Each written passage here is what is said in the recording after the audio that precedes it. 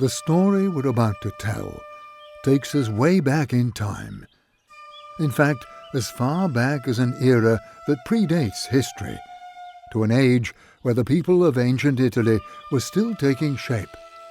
Among them were the Etruscans.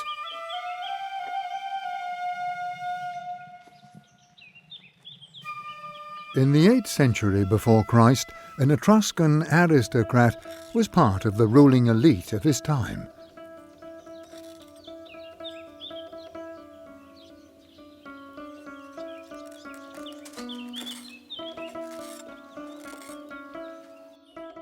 The aristocracy ruled over military, religious and social matters and expressed its preeminence in various ways. Aristocratic warriors were conspicuously armed with bronze and more rarely iron weapons.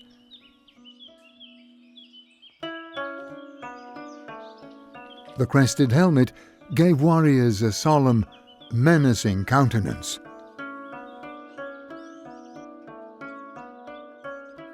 They were protected by round or oval shields made with bronze or leather and wood. The metal shields, whose use may have been more ritual than practical, were elaborately decorated. Some warriors completed their body armour with a bronze cuirass. They fought first and foremost with their spears, which featured a heavy bronze or iron tip and a butt spike at the opposite end. But the most exclusive aristocratic weapon of all was the sword, which was reserved to a few high-ranking warriors. They could be made out of bronze. As for the so-called antenna swords with their characteristic handle, or out of iron, as shorter swords often were. In order to have more freedom of movement, or perhaps to show off their physical prowess, warriors may have fought nearly naked, as suggested by some depictions, such as this bronze statuette found near Reggio Emilia. Indeed, the type of weaponry we saw is suitable for agile, dynamic warriors engaged in heroic duels, such as those described by Homer. At the beginning of our story, about a century earlier, the original Etruscan society was still simple and rather egalitarian, nearly undifferentiated. At that time, villages comprised groups of irregularly distributed huts with extensive shared spaces dedicated to productive social and ritual activities. Villages were generally strategically located to exploit natural resources or to control transport routes. In a society that still lacked strong centers of power, conflict was probably endemic and permanent.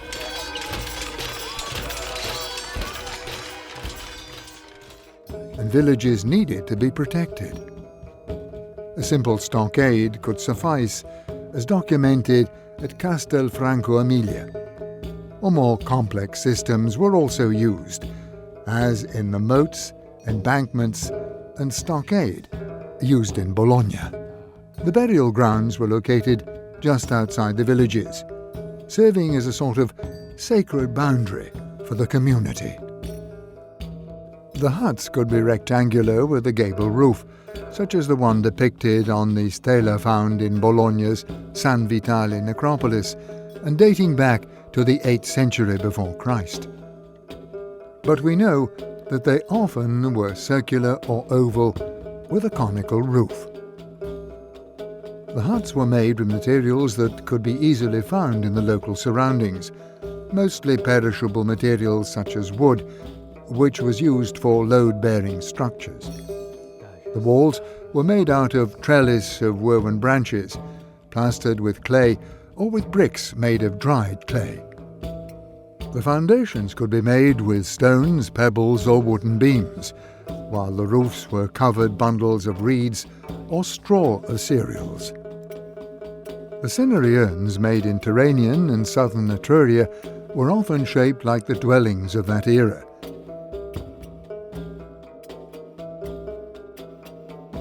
We can thus imagine that the walls of Etruscan homes were decorated with the same motifs. Roofs could be decorated as well, with the ends of the roof poles shaped to look like waterfowls.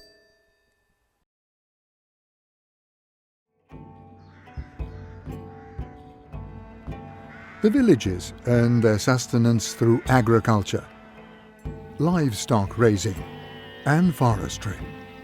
The animals they raised were mainly sheep for their meat, milk, and wool, which was one of their main textiles.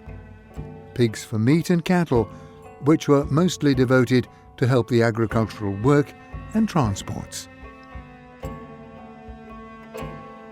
They cultivated cereals such as wheat and spelt, vegetables, and fruits such as apples, plums, and grapes. They harvested hazelnuts and sloes from local woodlands. Vines were grown on the margins of cultivated areas, where they transitioned into woodlands and uncultivated land. The grapevines used tall trees such as poplars as natural support structures. The Etruscans' original vine training system, known as Lambruscaia, using a living support, gave rise to the piantata system of the Po Plain, which is still in use today and is different from the low-growing vineyard originally from Greece. Viticulture played a prestigious role in light of the symbolic and ritual significance of wine. During the 8th century before Christ, socio-economic evolution brought about more complex social structures, with elites that emerged as a dominant aristocracy by the end of the century. The practice of aristocratic banquets, shared among peers, acquired important social value as the sharing of food became part of a ritualized event in which wine took a key role. Hunting was an activity closely related to the elites and closely reflected aristocratic and warrior values. It's likely that a show of hunting skills was part of the rituals to initiate a youth into the class of adults who were allowed to use weapons.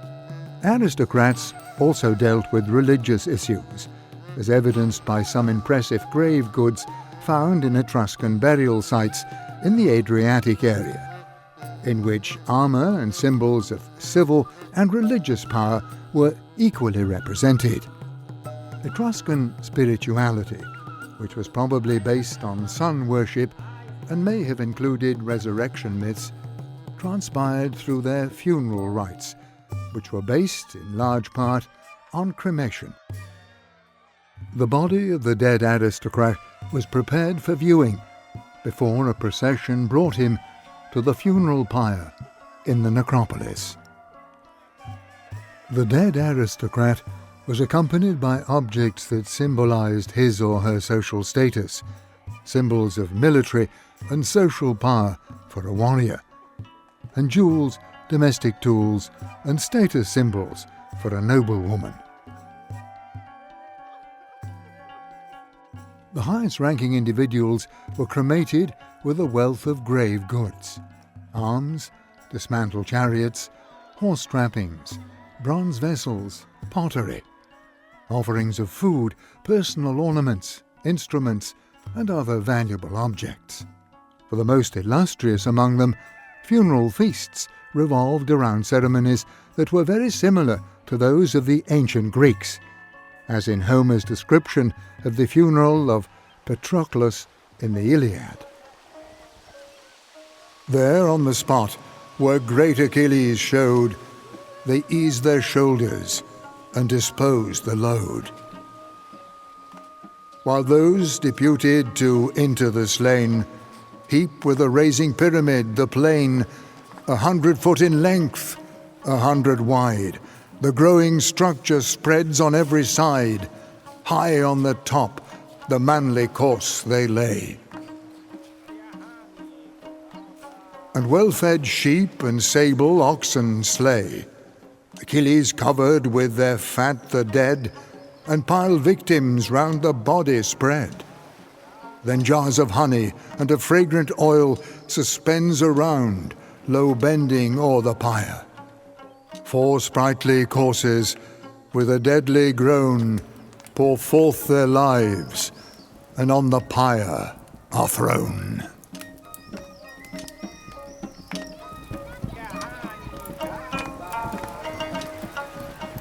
The pyre would burn for several hours, until the body had fully combusted and the corpse was purified. The cremation ceremony included feasts and banquets, animal sacrifices, singing and dancing, funeral games, and ritual performances related to rites of passage, such as armed dances or duels between warriors.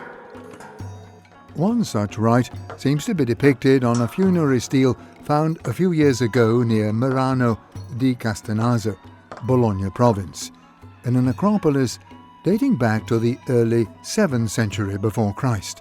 It shows 2 dueling warriors, their swords held high, tacking a nimble leap or a dance step. And next to them are depicted solar and animal symbols of religious significance. The funeral rites moved to the area of the necropolis reserved for the dead person's family or clan. Once the funeral pyre had cooled down, the remains of the dead were collected together with the other ashes. The bones were washed, then wrapped in cloth and placed in the cinerary urn.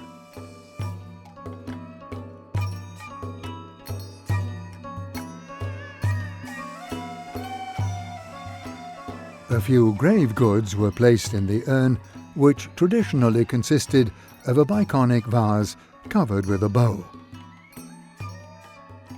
Where what was left of the pyre was thrown into a pit excavated for the occasion. The cinerary urn, which personified the departed, was then buried, wrapped in a cloth held together by a clasp or brooch.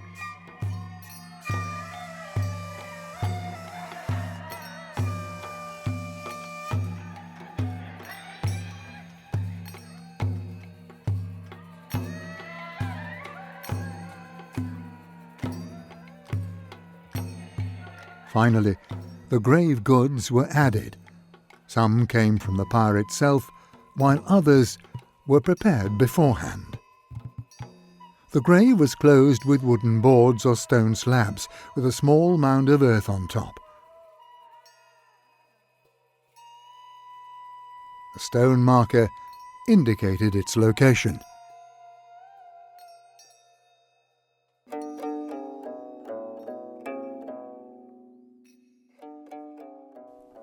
Numerous burials from an original and at the time unidentified culture were discovered near Bologna in the mid-19th century by Count Giovanni Gozzadini, an aristocrat who championed local culture archaeology, a still young discipline at the time.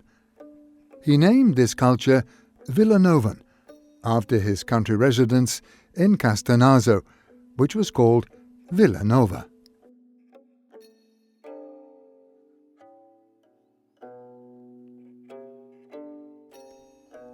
The Villanovan culture, which flourished between the 7th and 9th centuries before Christ, is now deemed by most scholars to be the earliest expression of the Etruscan civilization. Indeed, it is present in all areas where Etruscan culture subsequently emerged. It was a key experience in defining an Italian cultural identity.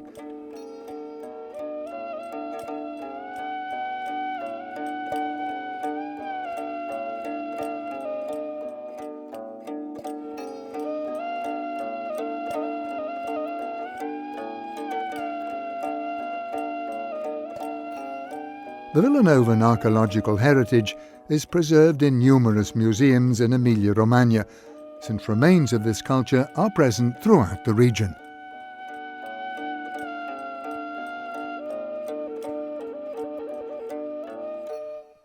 In the Po Plain, the most important settlements were near Bologna and on the Adriatic coast at Verrucchio. The Etruscan landed gentry, who were also warriors, controlled the territory and its resources. The ability to move rapidly over medium and long distances was essential in territorial control. Horse ownership thus became a source of power, and the difficult and expensive task of raising horses was reserved for military and ceremonial purposes. Horses were used to draw carts, carriages, and for war chariots, or as mounts.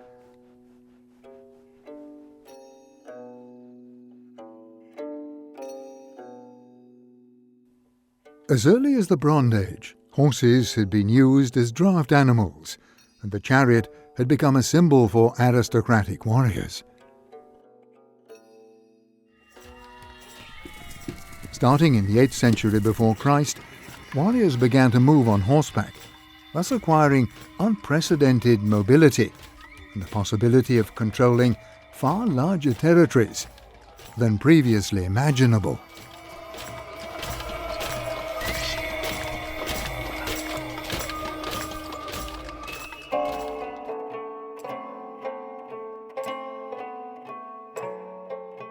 The presence of a social elite that controlled the lion's share of resources, including the mineral resources that were mostly concentrated in Etruria, also gave new life to commercial and cultural exchanges and enormously extended the sphere of influence of Turanian cultures. Artisanal activities, which were controlled by the aristocracy, achieved exceptionally high levels of quality, from goldsmithing to amber, bone, and ivory objects.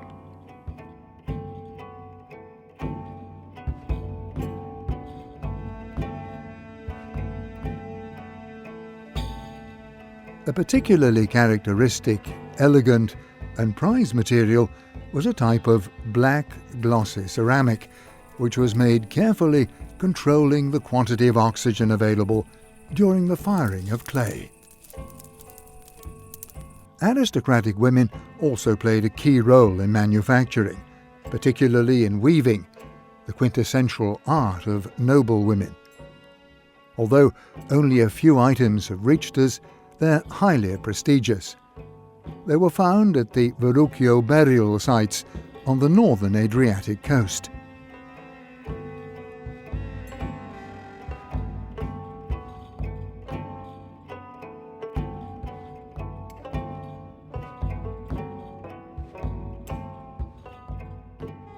Aristocratic women were checked out as sumptuously as their male counterparts.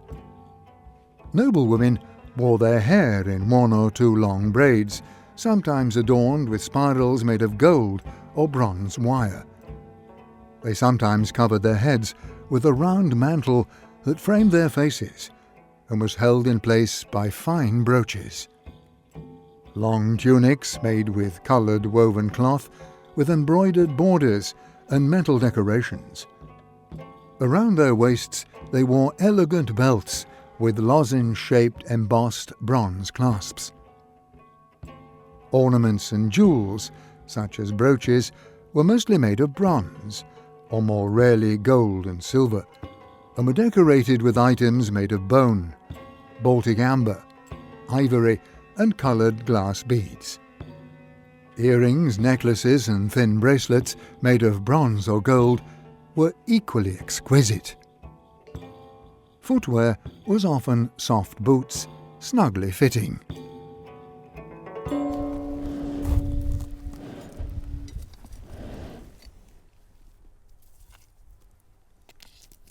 Metalwork in particular testified to the importance of this culture during the Iron Age in Italy and abroad. Metal objects from Etruria were widely found throughout the Mediterranean and across the Alps.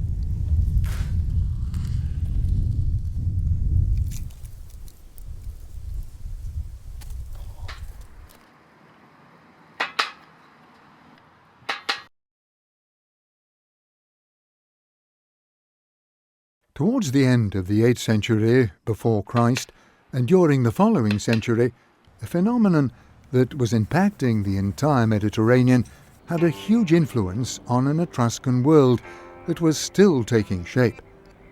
Products, decorative motifs, ideologies and myths from the Near East began to spread in the area, brought by aggressive Phoenician trading and changed cultural and social mores. They emphasized the social role of the ruling aristocracy, which drove societal evolution through its control of trade and luxury goods. Known as the Orientalizing period, due to the provenance of many of the cultural innovations of the time, the era was very much tied to Greek trade between Etruria and the Near East, and Greek activity in the Western Mediterranean became increasingly important in the emergency of the Etruscan civilization.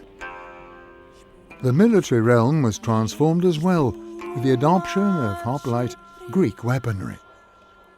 Etruscan communities to the north of the Apennines participated fully in this renewal, but they maintained some of the cultural aspects of the previous phase for a longer period of time. They played a decisive role in the relations between the Italian peninsula and Europe beyond the Alps. One of the most important innovations was the adoption of writing, in which we have an interesting example in the inscription on this little vase from the Archaeological Museum in Bologna. I am the small jar of Venu and Ukiutami. I was made by Anna Remiro. The establishment of the first Etruscan cities also dates back to this period. They include Velsna, Felsina for the ancient Romans, the current city of Bologna. The Etruscan civilization, by now fully mature, quickly spread to the Po Plain. A league of 12 cities was formed in the Po Plain, with Velsna as its de facto capital. It became as important to the similar confederation existing in the proper Etruria, located between the Arno and the Tiber rivers.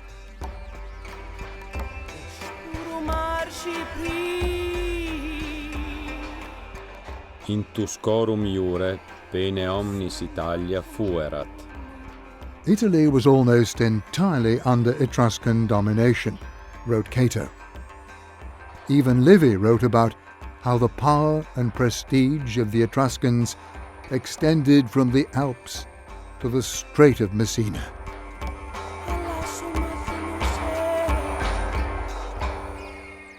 Indeed, the Etruscans were the first civilization to exert their influence over nearly the entire Italian peninsula.